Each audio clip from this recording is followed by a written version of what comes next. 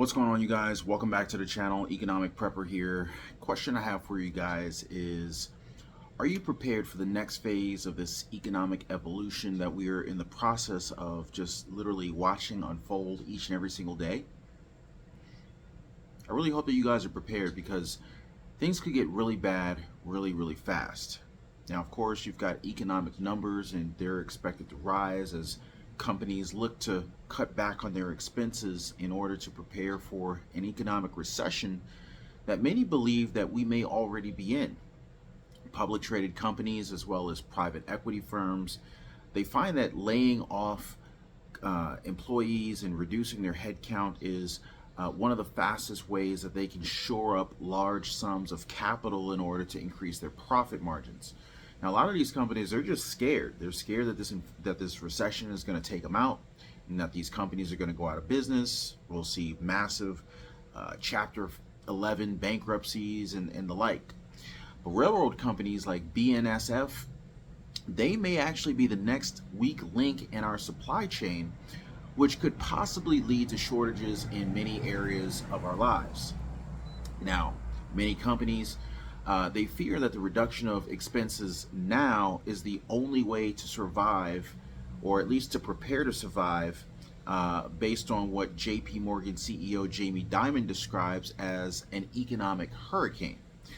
So now, on the one side of the fence, you have, the average worker who's, a large part of why these multi-million-dollar and multi-billion-dollar companies even earn a profit. I mean, just think about it. The CEOs who are wearing these, $5,000 Armani suits are probably not the ones that are outside in the train yards working alongside the average, train yard worker, or even delivery driver or truck driver. The labor workers are really the backbone of these businesses and of our society. And I mean, if I'm off base a little bit, you guys can correct me in the comments down below.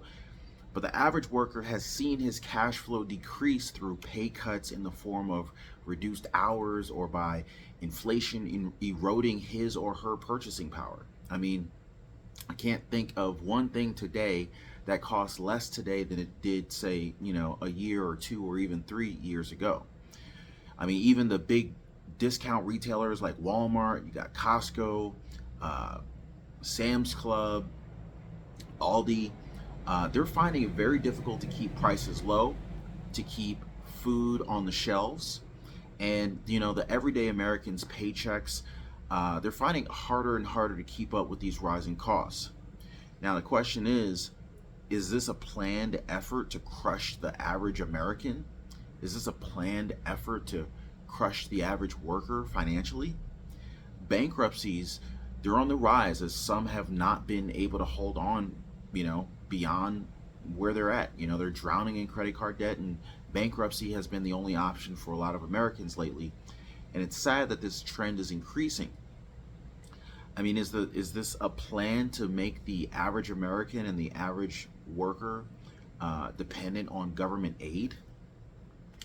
Financial freedom has been a pipe dream for many. And the question is, are you among the millions of Americans finding themselves more and more dependent on high interest credit cards just to make ends meet? Well, if you are among one of the millions of Americans that are leaning on credit cards just to make ends meet, just to fill your gas tank, just to rob Peter to pay Paul, then you're not alone. Are truckers and people who work in the delivery and transportation industry not the backbone of society's supply chain? I mean, think about it. How are you getting stuff from the grocery stores? It's through delivery drivers and truck drivers, semi-truck drivers, Amazon delivery drivers, you name it. UPS store drivers. Railroad workers are now pissed, and freight train workers are tired of it. You've got workers at the Union Pacific in the Midwest. They're saying that the company keeps making workers' conditions even worse. And Union Pacific train, sorry about the dog in the background. It's making a lot of noise, but anyway. So you got the Union Pacific freight train workers. They're saying that they're making billions of dollars per quarter, and that they're only paying those dividends out to shareholders and the investors who bought stocks in the company. But in all actuality, it's the workers who are moving freight and making sure that this country keeps the supply chain moving. Why aren't the workers being compensated equally? So, a lot of freight train and railway workers are having these concerns, and they're starting to voice their concerns. And when the company turned massive profits, it was the entrepreneurs and the stock investors who essentially reaped all the rewards. Now, the railroad workers who did not have the financial education or maybe the available cash flow to afford to invest in the company's stocks, they may have been left out. Now, after years of cutbacks and service turmoil, the country's freight rail workers are pushing for a strike now. And this could potentially further clog supply chain networks and amp up a little bit more, as if we need a little bit more political heat on a White House, which is already under the microscope, according to all the news outlets that I've seen. And you've got the Biden administration. They recently said on Friday that it will appoint a 3-person commission to stave off what would be the first strike by railway or rail workers in the last 30 years. So we're seeing a lot of craziness go on. We're seeing, all these different crises, once in a 100-year drought, once in 100-year type storms, and now we're seeing once in the last 30-year railroad worker strikes. So it's getting crazy out here. Now, the rail companies are saying that they're offering salary increases to help keep their workers among the highest paid, and they're working on their systems to become more consistent. Now, much like diesel fuel and gas prices, they've been rising every single day for every American. Nobody's able to avoid this unless you're driving an electric vehicle, a Tesla or something like that. The cost of fuel has been rising for big businesses as well, though.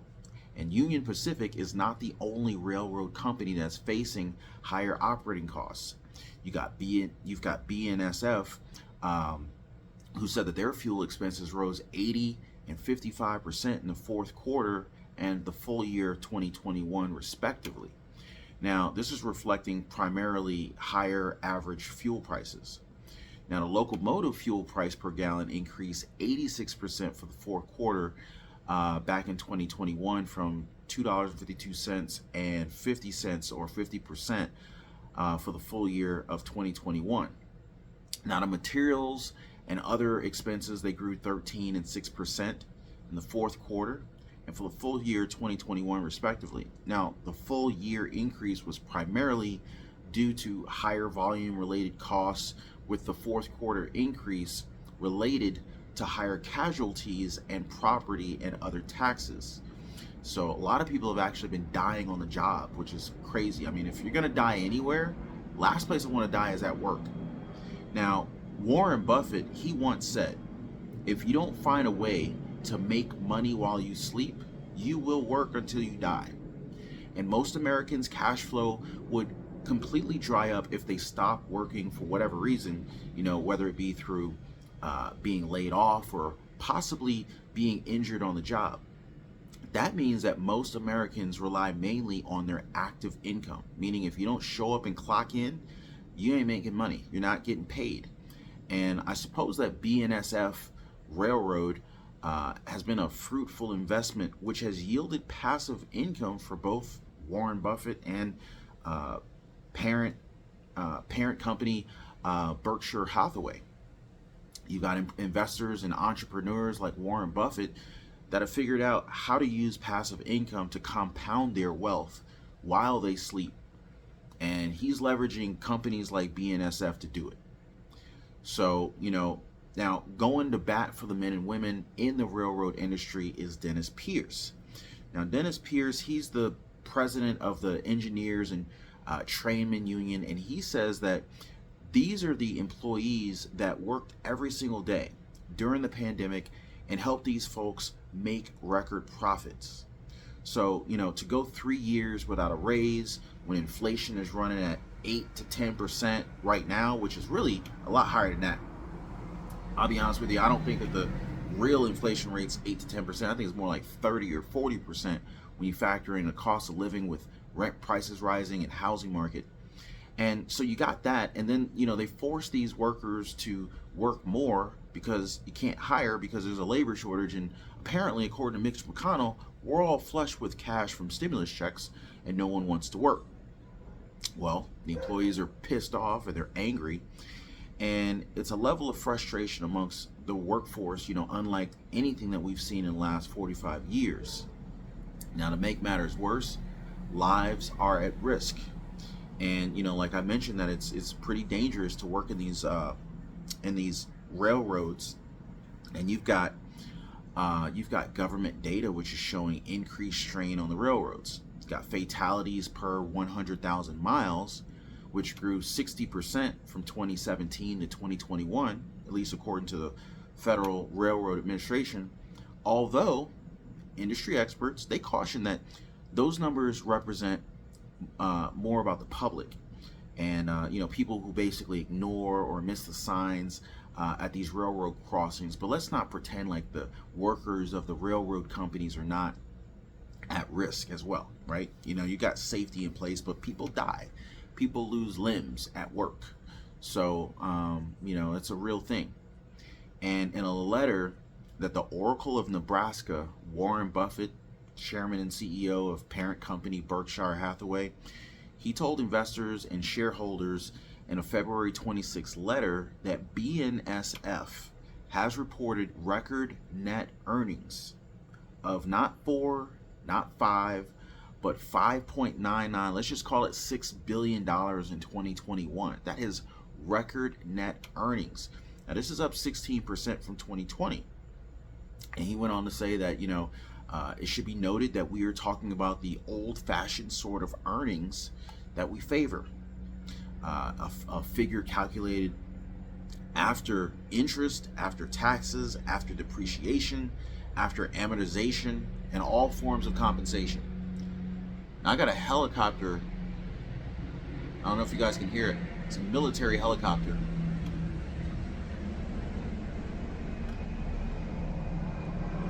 Another one of these military helicopters passing overhead. Oh, there he is. Oh man, I want to show you guys. Hold on.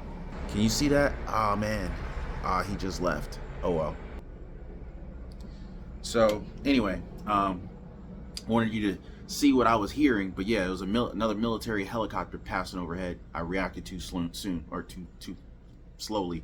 Anyway, so where was I? So basically,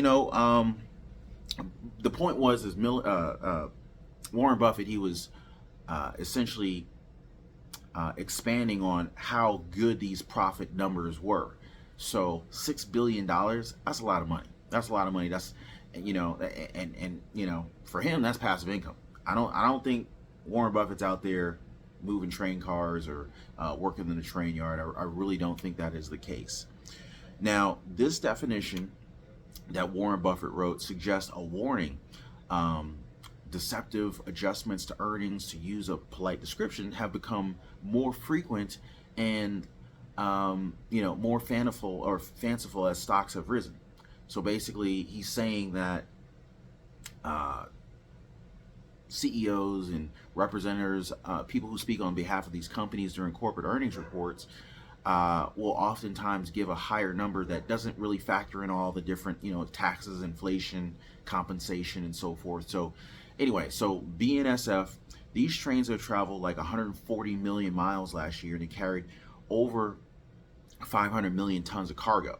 Now let's just think about this for a second. That's a lot of goods. That's a lot of product being moved. So just imagine if something happened where there was a massive hiccup and all of a sudden the trains couldn't deliver anymore. It could be caused through a strike. This strike could create the next supply chain shortage, the next supply chain collapse, perhaps. And both, accomplishments, these far exceed those of any other American carrier. So basically, BNSF, they're the top dog right now. They're the top dog. So, and then you've got, agriculture products, volumes are declining 2% and increasing, 3% for the fourth quarter of 2021 compared to the previous years. Now, this could easily be due to the food and farming industry being rattled by all the different food processing plants catching fire mysteriously, meat processing plants catching fire, among many others, and many other once in 100-year type of crises, right? So the railroad attributed the full year increase primarily to higher grain shipments during the first 3 quarters, as well as higher volumes of ethanol and other related commodities. And the fourth quarter decreased compared to all-time record volumes, and in the fourth quarter of 2020. So this decline is primarily due to lower grain shipments following a poor spring wheat harvest. And more than likely, with this whole Russia-Ukraine situation, we'll probably see even more of a grain shortage going forward, which might impact some of these deliveries. So, now recently, current and former workers of the company, they were interviewed. They were interviewed about the conditions of the rails. All of the current workers said that they supported a stoppage. Now, this is concerning. And the Presidential Commission, I should say, will formally pass the bitter negotiations between the workers, their unions, and the companies, and prevent workers from striking until September. Now, is this really going to happen or not? We'll have to wait and see. But the White House's hand was forced after the Brotherhood of Locomotive Engineering and Trainmen Union, which is basically leading a coalition of 10 different rail unions in negotiations. So this could impact the entire railroad industry, not just BNSF, not just Union Pacific, not just potentially Amtrak. Got a lot of people involved on this one here.